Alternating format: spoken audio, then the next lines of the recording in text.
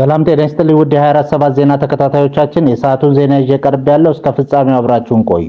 የምንለቃቸው መረጃዎች እንዲደርሳችሁ ላይክ፣ ሼር እና ሰብስክራይብ ማድረጋችሁ እንዳትረሱ በማለት ወደ ዜናው አለፍ። ኢትዮጵያና ኖርዌይ የአፍሪካ ኖርዲክ የኤሌክትሪክ ተሽከርካሪ ጉባኤን በአዲስ አበባ ውስጥ ሊያስተናግዱ ነው። ኢትዮጵያና ኖርዌይ በቀጣይ ዓመት መስከረም ላይ በአዲስ አበባ የሚካሄደውን የኖርዲክ አፍሪካ የኤሌክትሪክ ተሽከርካሪ ኢቪ ጉባኤን በጋራ ለማዘጋጀት ስምምነት ተፈራረሙ።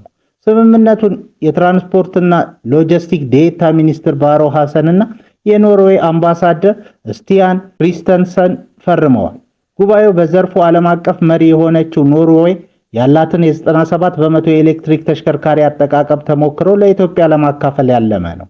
በአሁኑ ወቅት 17 የኤሌክትሪክ ተሽከርካሪ መገጣጠሚያ ፋብሪካዎች በኢትዮጵያ ስራ ጀምረዋል። በቦሌ አውሮፕላን ማረፊያ በረቀቀ መንገድ የተደበቀ 40 ኪሎ ግራም አደንዛዥ ዕፅ በቁጥጥር ስር ዋለ። በኢትዮጵያ ብሔራዊ መረጃና ደህንነት አገልግሎት የአቪዬሽን ደህንነት ባለሙያዎች በተደረገ ጥብቅ ክትትል በቦሌ ዓለም አቀፍ አውሮፕላን ማረፊያ በትራንዚት ሊተላለፍ የነበረ ከፍተኛ መጠን ያለው የካናቢስ አደንዛዥ ዕፅ በቁጥጥር ስር መዋሉ ተሰማ። ከባንኮክ ተነስቶ በጆሃንስበርግ መዳረሻውን አድርጎ በአዲስ አበባ በኩል ሊያልፍ የነበረ 37.6 ኪሎ ግራም ካናቢስ በሻንጣ ውስጥ ተደብቆ ተገኝቷል። በድርጊቱ የተጠረጠረ የእንግሊዝ ዜግነት ያለው ግለሰብ በቁጥጥር ስር ውሎ ምርመራ እየተካሄደበት ይገኛል። በተመሳሳይ መልኩ ከፓሪስ ተነስቶ ወደ ሞርኒ ኮሞሮስ ሲጓዝ በነበረ በረራ ላይ በሻንጣ የውስጥ አካል በረቀቀ መልኩ ተደብቆ የነበረ 3.16 ኪሎ ግራም ካናቢስ በቁጥጥር ስር ውሏል።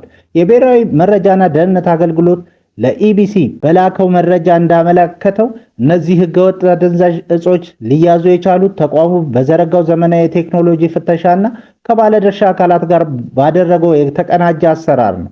ተቋሙ የሀገርን ደህንነትና የኢትዮጵያን አየር መንገድ መልካም ስም የሚጎዳ መሰል ወንጀሎችን የመከላከል እርምጃው ተጠናክሮ እንደሚቀጥል በጽኑ አረጋግጧል። እስራኤል 8000 ኢትዮጵያውያን ጥገኝነት ጠያቂዎችን ልታባረር ነው። እንደ ሚድል ኢስት አይ ዘገባ የእስራኤል መንግስት በመጪው ሚያዝያ ወር በሀገሪቱ የሚገኙ 8000 ኢትዮጵያውያንን ጥገኝነት ጠያቂዎችን ወደ ሀገራቸው ለመመለስ አቅዷል። የህዝብና የኢሚግሬሽን ባለስልጣን ከሚያዝያ 9 ቀን 2018 ዓ.ም ጀምሮ ስደተኞቹን በቁጥጥር ስር መዋልና ማባረር እንደሚጀምር ታውቋል። የእርዳታ ድርጅቶች እንደሚገልጹት ሊባረሩ ካሉት መካከል 1000 ያህሉ ከትግራይ ክልል የመጡ ናቸው። የእስራኤል ጠቅላይ ፍርድ ቤት መንግስት አይሁዳዊ አይደሉም ያላቸውን እነዚህን ስደተኞች እንዲባረሩ ፈቅዷል። በአሁኑ ወቅት እስራኤል ውስጥ 72000 ገደማ ጥገኝነት ጠያቂዎች የሚገኙ ሲሆን ከነዚህ ውስጥ 57% የሚሆኑት በድህነት ውስጥ እንደሚኖሩ የአሴፍ ድርጅት መረጃ ያመላክታል። መንግስት ስደተኞቹን ህገወጥ ሰርጎ ገብ በሚል መፈረጁም ተገልጿል። በሌላ ዜና በመካከለኛው ምስራቅ እየተባባሰ የመጣው ጦርነትና በሆርሙዝ ሰርጥ ወሳኝ የነዳጅ ማጓጓዣ መስመር ላይ የተጋረጠውን ስጋት ተከትሎ ጎረቤት ኬንያ እና ደቡብ አፍሪካን ጨምሮ በርካታ የአፍሪካ ሀገራት አማራጭ የነዳጅ ምንጭ ፍለጋ ላይ ናቸው። አሁን ላይ በመካከለኛው ምስራቅ ባለው የከፋ ሁኔታ አገሪቱ ወደ ናይጄሪያው ቢሊዮነር አሊኮ ዳንጎቴ ግዙፍ የነዳጅ ማጣሪያ ጣቢያ እንዲያማትሩ አስገድዷቸዋል። በናይጄሪያ ሌጎስ አቅራቢያ በ19 ቢሊዮን ዶላር ወጪ የተገነባውና በዓለም ላይ ካሉ ግዙፍ ማጣሪያዎች አንዱ የሆነው የዳንጎቴ ተቋም በቀን 650,000 በርሜል የማጣራት አቅም አለው። በአሁኑ ወቅት ካለው ከፍተኛ የነዳጅ የፍላጎት ጭማሪ የተነሳ ምርቱን ለማግኘት ሀገሪቱ ብርቱ ፉክክር ውስጥ ገብተዋል። ምንም እንኳን የኬንያ መንግስት በቂ የነዳጅ ክምችት እንዳለ ለዜጎች ቢገልጽም በአንዳንድ የሀገሪቱ ገጠራማ አካባቢዎች የነዳጅ ድልድል መጀመሩና ማደያዎች መዝጋታቸው ስጋቱን አባብሶታል። ቢሊዮነሩ አሊኮ ዳንጎቴ ለዘ ኢኮኖሚስት በሰጠው ቃል በአሁኑ ወቅት ዋነኛ ፈተና የነዳጅ ዋጋ ሳይሆን ምርቱን በቀላሉ የማግኘት ጉዳይ መሆኑን ጠቁመዋል። የእሳቸው ግዙፍ የነዳጅ ማጣሪያ ጣቢያ ከሚያመርታቸው ምርት ውስጥ 75 በመቶ ያህሉ ለናይጄሪያ ሀገር ውስጥ ፍጆታ የሚውል ነው። ለሌሎች ሀገራት የሚተርፈው አቅርቦት በጣም ውስን ሲሆን የምትቀረውን ለማግኘት ሀገራት ሩጫ ላይ ናቸው። ይህ ቀውስ አፍሪካ የራሷን የነዳጅ ማጣሪያ ተቋማት ማስፋፋትና በአህጉራዊ የንግድ ትስስር ላይ መጠናከር እንዳለባት ማሳያ ተደርጎ ተወስዷል።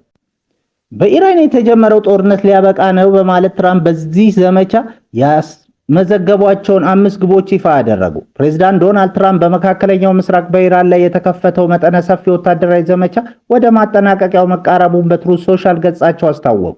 አሜሪካ 5 ዋና ዋና ግቦች ማሳካቷን የገለጹት ፕሬዝዳንቱ ከእነዚህ መካከል የኢራን ሚሳኤል አቅም መዳከም፣ የባህርና አየር ኃይል መደምሰስ እና የኒውክሌር ፕሮግራሟን በቋሚነት መግታት እንደሚገኙበት ጠቅሰዋል።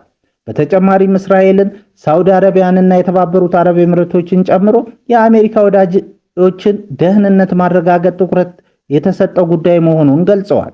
ትራምፕ በጣም ተቃርበናል በማለት ጦርነቱ በቅርቡ ሊያበቃ እንደሚችል ፍንጭ የሰጡ ቢሆንም የተኩስ አቁም ስምምነት ላይ ፍላጎት እንደሌላቸውና አሜሪካ ድል መቀዳጀቷን አጽንኦት ሰጥተዋል። በሌላ በኩል ቴህራን ምንም አይነት መታቀብ አናሳይም በማለት የአጸፋ እርምጃ እንደምትወስድ ገልጻለች። በእንግሊዝ በተፈጥሮ ምክንያት እንደሞተች ተገምታ የነበረች አንዲት ሴት ለአንጎል ሕክምና ምርመራ በለገሰችው የአካል ክፍል አማካኝነት ተገድላ እንደነበር ታወቀ። በ2010 እንደ አውሮፓ አቆጣጠር የትምህርት ቤት ጸሐፊ የነበረችው የ47 ዓመቷ ዳያን ስቱዋርት በቤቷ ውስጥ ሕይወቷ አልፎ ተገኘ። ባለቤቷ ኢያን ስቱዋርት ለድንገተኛ አደጋ እርዳታ ደውሎ ዳያን በአትክልት ስፍራ ውስጥ በሚጥል በሽታ እንደወደቀች ተናገረ። ዳያን የመጨረሻው የሚጥል በሽታ ህመም ያጋጠማ ከ18 ዓመታት በፊት ቢሆንም በወቅቱ በዚህ በሽታ ምክንያት እንደሞተች ተገምቶ ነበር። የዳያን አስከሬን እንዲቃጠል ቢደረግም አንጎሏ ግን ለሳይንሳዊ ምርመራ እንዲለገስ ተደርጎ ነበር። ዳያን ከሞተች ከአንድ ዓመት በኋላ ኢያን በሐዘንተኞች መርጃ ቡድን ውስጥ ኤለን ቤሊ የተባለች የ51 ዓመት ዝነኛ የልጆች መጽሐፍ ደራሲ አገኘ። ሁለቱ ተቀራርበው በአንድ ላይ መኖር የጀመሩ ሲሆን ቤትም ገዙ። ነገር ግን የሄለን መጨረሻ እንደ መጀመሪያዋ ሚስቱ እንደ ዳያን ሆነ። ኢራን አንቆ ገደላት። የአስክሬን ምርመራ ውጤቱን ለወጠ።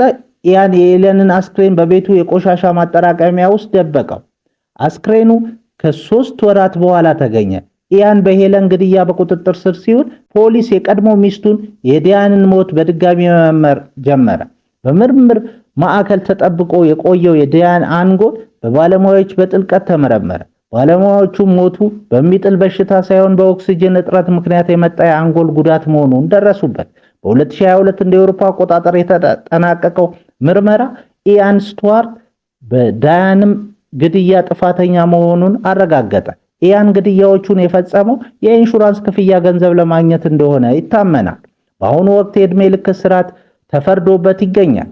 ባለሙያዎች እንደሚናገሩት ከሆነ ከዚህ ክስተት በኋላ የአንጎል ምርመራ አሰራር ስርዓት ተለውጧል።